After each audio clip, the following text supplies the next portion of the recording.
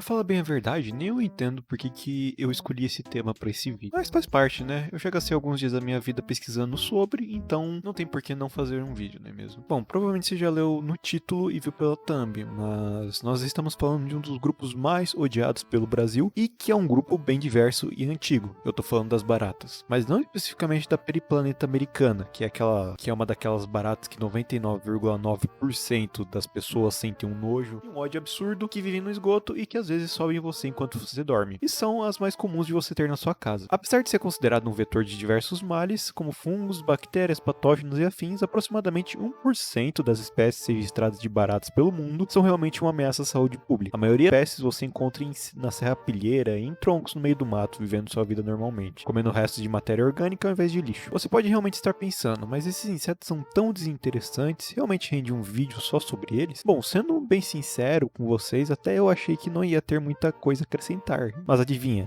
depois que comecei a pesquisar melhor sobre os animais, descobri que eles podem ser mais interessantes do que aparentam ser, inacreditavelmente. Mas, como de costume, gostaria de pedir, ajude-nos interagindo com o vídeo, dando um gostei, comentando e divulgando, porque isso me ajuda muito a dar uma crescida nesse canal. E caso você goste desse tipo de conteúdo, inscreva-se, assim você consegue acompanhar os vídeos que vão vir pelo futuro.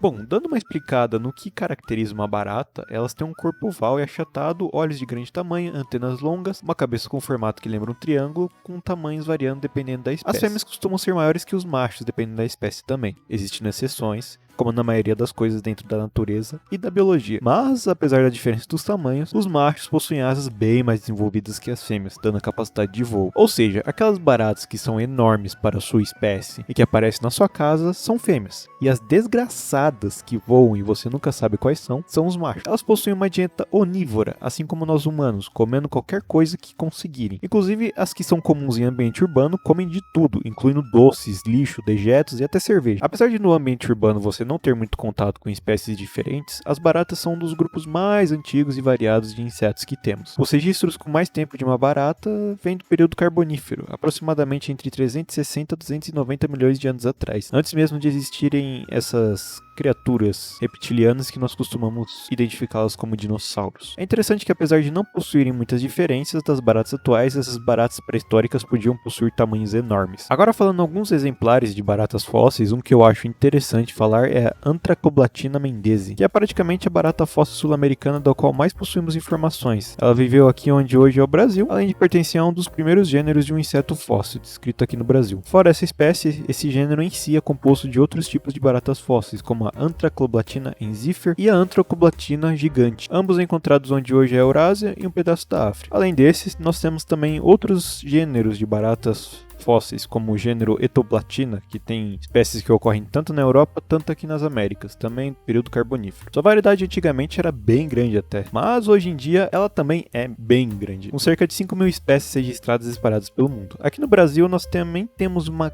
grande diversidade da fauna desses animaizinhos, mas infelizmente não tem muito incentivo de pesquisa dentro do país, o que é triste, já que a grande maioria das espécies são encontradas nas regiões tropicais do planeta. Mas apesar da grande quantidade de espécies no Brasil, a população, principalmente a população urbana, tem muito contato com algumas poucas espécies, como a própria periplaneta americana, que de americana não tem nada, é uma espécie que vem de fora e que sobrevive em regiões com grande influência antrópica, ou seja, regiões influenciadas pelos seres humanos, como esgoto e construções. E também nós temos outra espécie de contato, que é a barata germânica, ou baratinha, não sei como se chama, que é a Blatella germanica. Não são as únicas, mas ambas as espécies são consideradas pragas, já que se espalham com uma velocidade enorme e também são vetores de alguns tipos de males, como fungos e bactérias, que podem ser encontradas em suas patas ou nos seus dejetos. Mas apesar de existirem essas pragas, elas ainda são úteis dentro do ambiente, já que, por ser onívoras, elas se alimentam de qualquer coisa que não presta, a decompondo mais rapidamente, além de servir como alimento de animais no ambiente urbano. Nós também temos muitas espécies que são tranquilas, no caso, as baratas que nós encontramos pelo mato. Elas possuem os mais diversos padrões e tamanhos, e não são dependentes da atividade humana para sobreviver. Como eu falei, no ambiente fora da cidade, elas são importantes já que consomem restos de matéria orgânica, tendo uma participação no processo de decomposição e também serve de alimento para muitos animais, como anfíbios, aves, lagartos, pequenos mamíferos, artrópodes, como aranhas, escorpiões, outros insetos e etc. Essas baratas que não se vê muito no ambiente urbano costumam ter aparências bem diferentes, como as baratas verdes, a Panchlora nive, conhecidos por alguns como barata da banana. Elas são nativas das Américas. Aqui na América do Sul não são vistas com muita frequência, mas já vi elas algumas vezes, e são interessantes de ver. E além dessas, temos baratas extremamente bonitas, como as do gênero Prosoplecta. Olha isso, velho. Não tem como dizer que isso aqui não é uma maravilha da natureza. Parece uma joaninha. Falando de baratas de espécies diferentes, eu não posso esquecer da barata gigante de Madagascar. Como o próprio nome diz, é uma barata bem grande em tamanho e também é uma espécie muito criada em cativeiro, se não me engano, para alimentar outros animais e tal.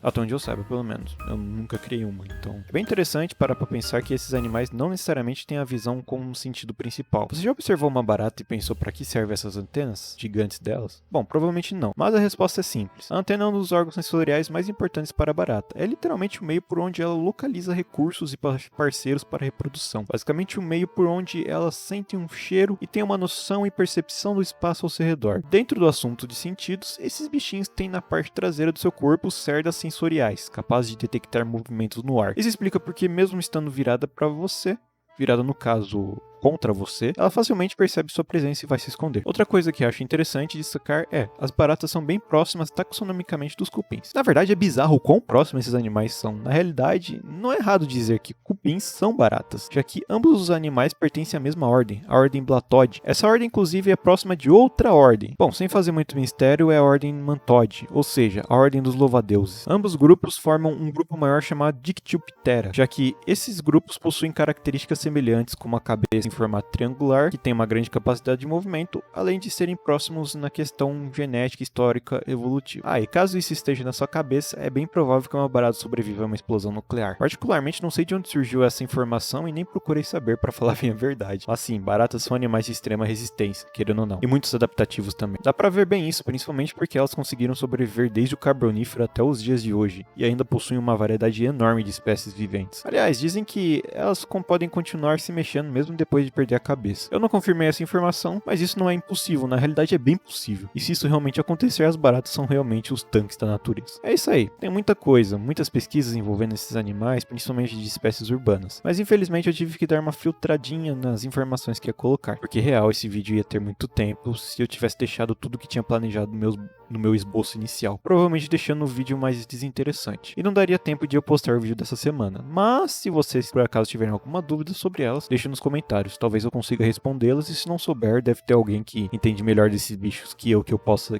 responder no meu lugar. Bom, de qualquer forma, agradeço por me assistir até aqui, isso é bem significativo pra mim, e mostra que você gostou do meu conteúdo. Caso você seja novo, eu deixo alguns outros vídeos meus na descrição, pra por acaso você tiver algum interesse em dar uma olhada. É isso aí e até mais.